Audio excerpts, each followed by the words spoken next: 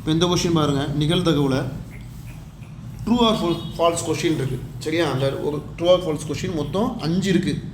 சரி, அதை எத்தனை முறையில் நம்ம எழுதலாம்? அது இப்போது 5 கொஷின் இருக்குது. ரைட்டா? 5 கொஷின்ஸ். இது ஃபஸ்ட்டு கொஷினுக்கு நம்ம வந்து 1 2 3 4 5 கொஷின் இருக்குது. ஃபஸ்ட்டு கொஷினுக்கு ட்ரூ எழுதலாம், ஃபால்ஸும் எழுதலாம். ரைட்டா?